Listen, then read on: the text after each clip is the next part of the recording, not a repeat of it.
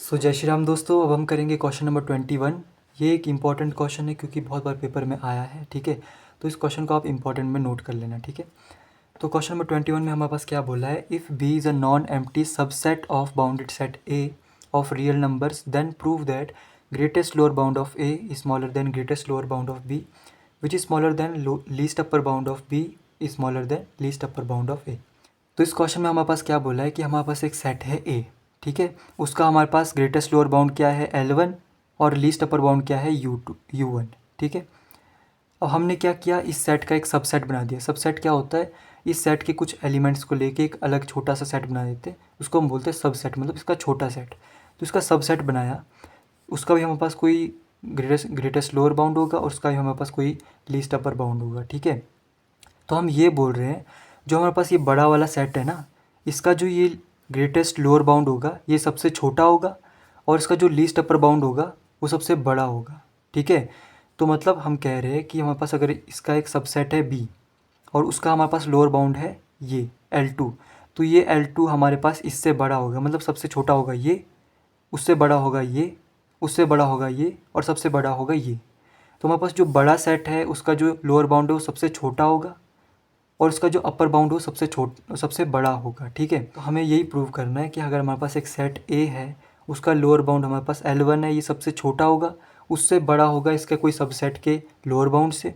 ठीक है, उससे हमारे पास बड़ा होगा इस सबसेट का अपर बाउंड और सबसे बड़ा होगा हमारे पास मेन वाला जो हमारे पास बड़ा सेट है उसका अपर बाउंड। ठीक है, तो ये हमें प्रूव करना है कि L1 सबसे छोटा है, उससे बड़ा है हमारे पास L2, उससे बड़ा है U2, उससे बड़ा है हमारे पास U1। ठीक है, ये हमें प्रूव करना है।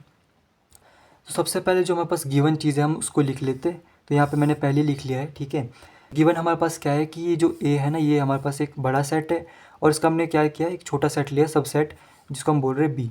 तो हम बोल रहे हैं B हमारे पास क्या है, A का सबसेट है, मतलब B is subset of A। मतलब क्या हुआ कि B हमारे पास A में कंटेन करेगा।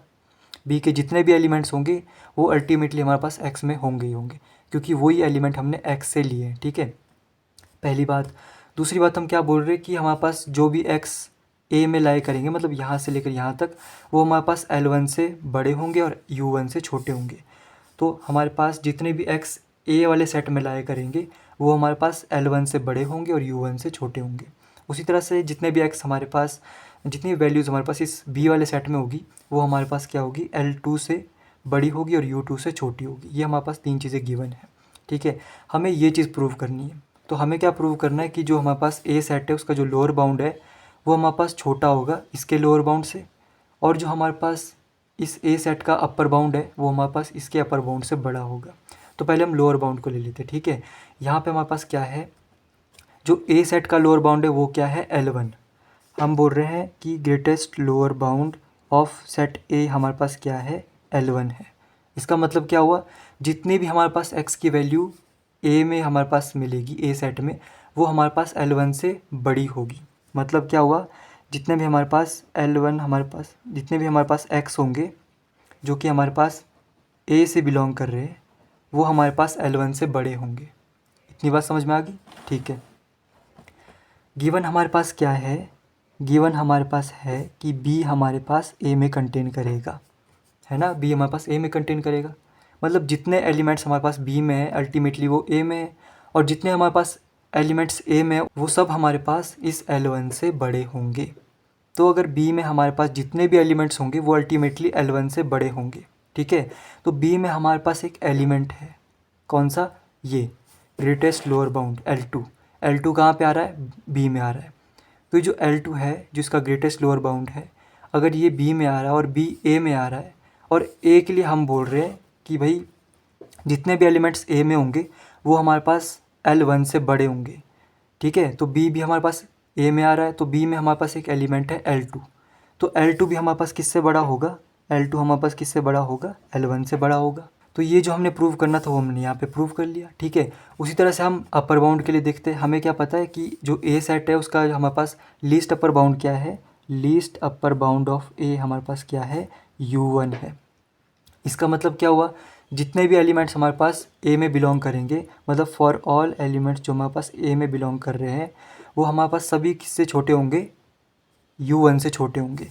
मतलब हमारे पास x जो होगा वो हमेशा ही छोटा होगा किससे, u1 से। ठीक है, अब हमारे पास ये गिवन है कि b हमारे पास a का कोई सबसेट है। ठीक है, तो b हमारे पास क्या है, a का एक सबसेट है, मतलब b के जितने भी एलिमेंट्स होंगे अल्टीमेटली वो a में होंगे, और a के जितने भी एलिमेंट्स हैं उनके लिए ये वाली हमारे पास कंडीशन होगी कि हमारे पास जितने भी एलिमेंट्स होंगे वो हमारे पास u1 से छोटे होंगे।